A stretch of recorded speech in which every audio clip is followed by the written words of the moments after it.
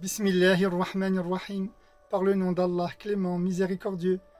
Cher abonné, j'ai le plaisir de te retrouver aujourd'hui afin de poursuivre avec toi la 7e et ultime partie de cette étude intitulée Méthodologie d'une lecture coranique par sa précision linguistique. Répondons ensemble à quelques-unes des questions liées à cette étude. Quel essai de traduction se rapproche-t-il le plus de cet extrait? Il est difficile de traduire, raison pour laquelle on parle d'essai de traduction. Que dire alors si l'on devait transcrire? Chaque mot contient un, voire plusieurs sens. Chaque mot renvoie à une étymologie, une histoire, une origine, une ancienneté.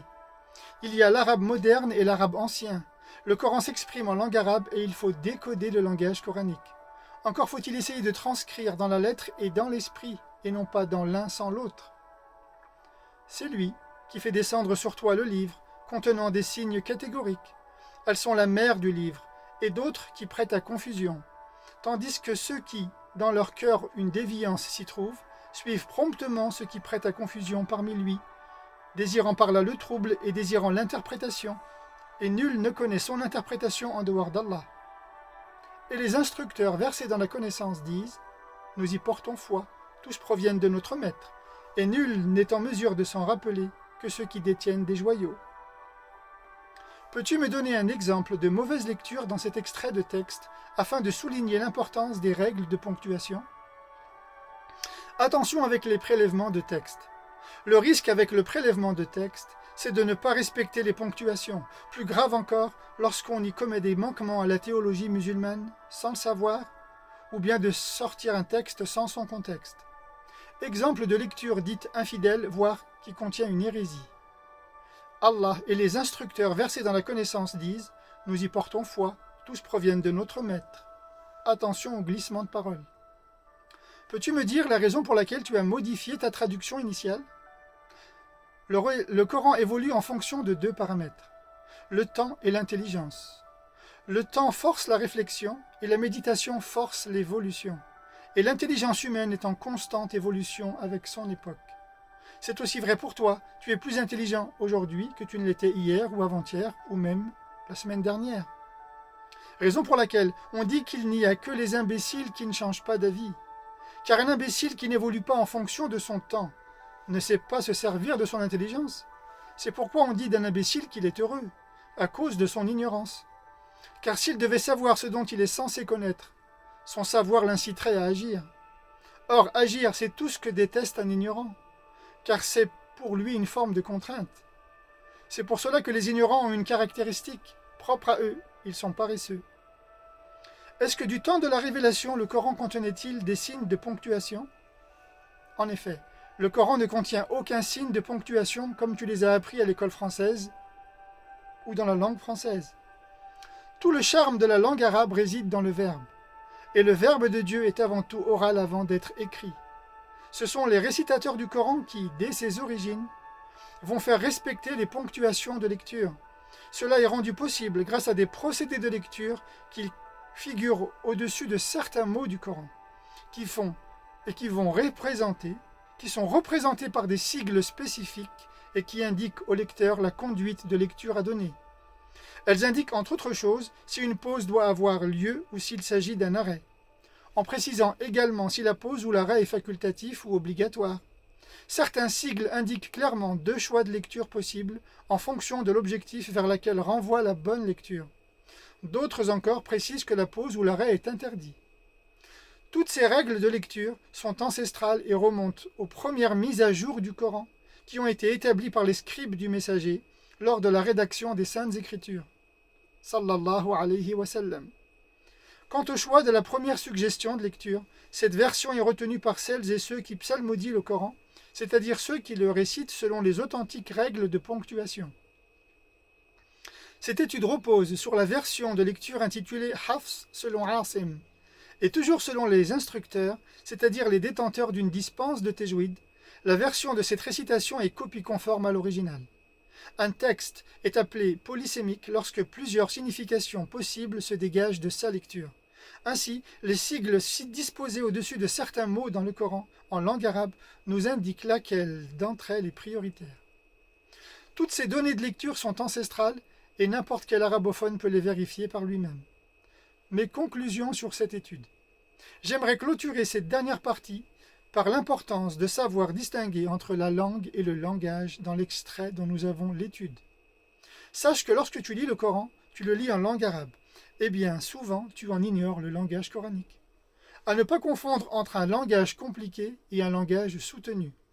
Un langage compliqué est certes difficile à comprendre, tandis qu'un langage soutenu est subtil à comprendre. C'est lui qui fait descendre sur toi le livre contenant des signes catégoriques. Elles sont la mère du livre, et d'autres qui prêtent à confusion.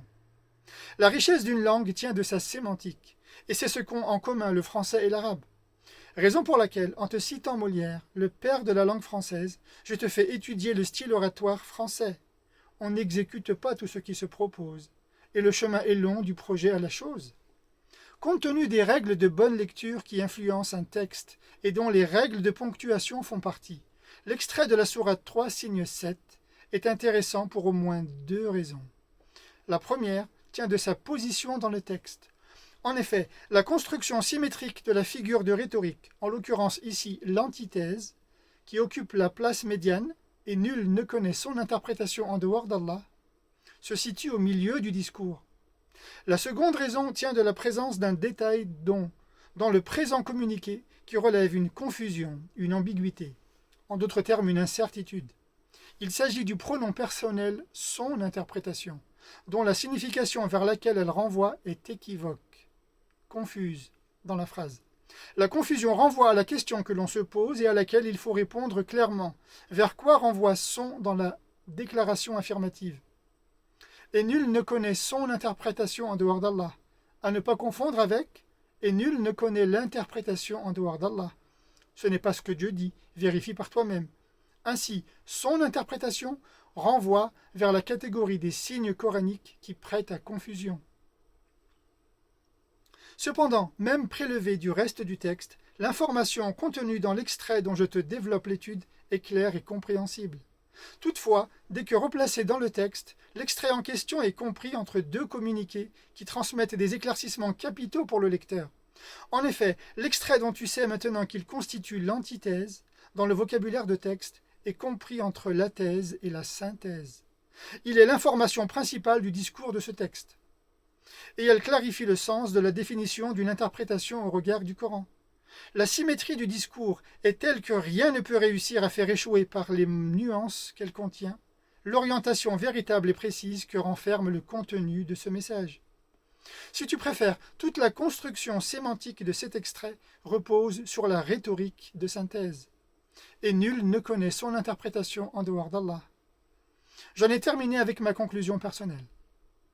Ce dont je souhaite partager avec toi maintenant est un projet d'école intranet, pédagogique et participatif d'accompagnement à la coranothérapie afin que tu accèdes à la connaissance théologique émancipatrice. Je m'explique. Une école accessible à toutes et à tous, quel que soit ton âge, à la condition d'être sain de corps et d'esprit, pleinement conscient. De l'école élémentaire au collège, en passant par le lycée et l'université, je te propose de suivre en parallèle de tes études scolaires, privées ou publiques, de te connecter sur ta chaîne Coranothérapie afin de poursuivre à ton rythme, selon ta compréhension en cours particulier ou entre amis, et avec les membres de ta famille, avec papa et maman, ou avec tes beaux-parents, ou avec l'un sans l'autre. En d'autres termes, cela signifie qu'au moyen de la connaissance que tu peux acquérir sur Dieu, puis de la conscience que tu as de Dieu, tu vas à présent évoluer dans ton cheminement spirituel personnel pour atteindre une ascension multidimensionnelle. Une école à la fois distante et de proximité, une école publique et gratuite, une école sans publicité ni démarquage commercial ou mercantile, mais une école libre et sans contrainte, au moyen d'une quête de vérité, d'humilité et de partage de l'héritage culturel et culturel universel. Il s'agit d'un enseignement où, en tant qu'élève, tu auras un bonheur à apprendre, à comprendre et à pratiquer ta religion, grâce à la validation de tes acquis, un enseignement court, clair et concis, et surtout accessible à toutes les intelligences ou presque. Il te suffit de faire un effort de concentration et de mémorisation. Tu apprendras ensuite à communiquer grâce au style oratoire du Coran, auquel je me ferai un honneur de te retranscrire dans la langue de Molière. De mon côté, je m'engage à garantir l'excellence du travail accompli en te prodiguant des leçons simples qui te feront progresser immédiatement, et cela par la grâce d'Allah Jalla wa Ala.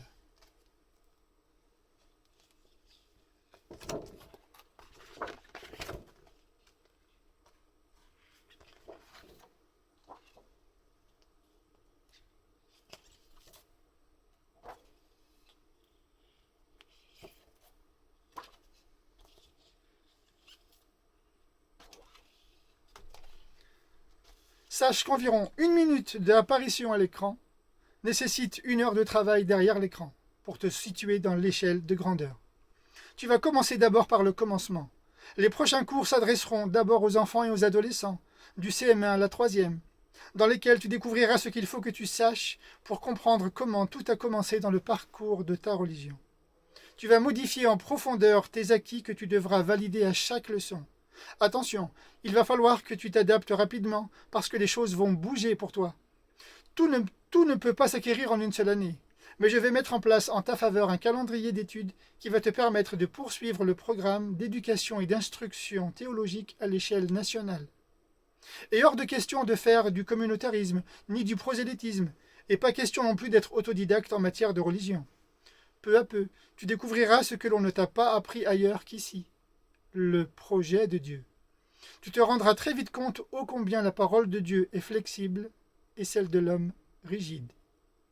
Toutefois, seul je ne peux rien t'apporter et ne peux rien faire sans ta participation. Raison pour laquelle l'école est un projet pédagogique, c'est-à-dire éducatif et associatif. Le projet est aussi participatif, c'est-à-dire consultatif. Il se veut accompagnateur pour éviter les dérives radicales et sectaires. Coranothérapeutique également, pour les soins et les remèdes que le Coran prodigue au cœur, comme le rappelle le Coran.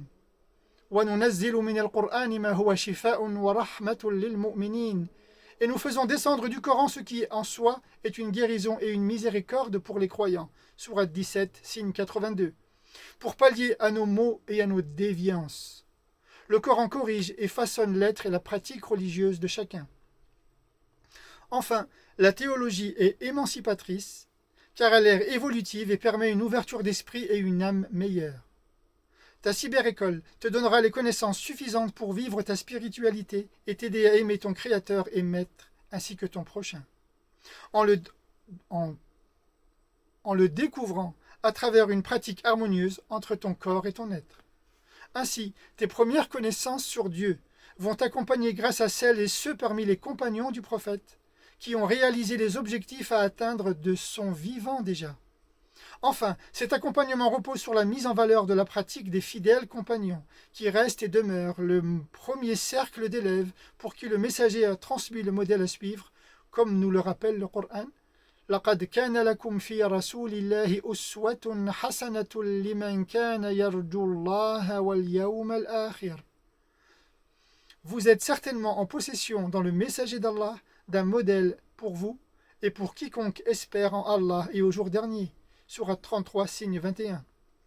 Et si cela peut te rassurer, tu ne manqueras pas de savoir de quoi il s'agit le moment venu. J'espère que tu as tiré profit et bénéfice de cette étude, en ne manquant pas de t'abonner, de partager, de diffuser et de faire connaître autour de toi ta future école en ligne. Dans la prochaine série d'études réservées aux adultes, j'apporterai la continuité de cette étude dans laquelle, par la grâce de Dieu, je développerai la distinction dans le Coran entre ce que Dieu appelle ayat muhkamat wa ayat mutashabihat, les signes catégoriques et ceux qui prêtent à confusion. Je te remercie pour ton écoute. Je te dis à très bientôt. Wassalamu alaikum wa rahmatullah.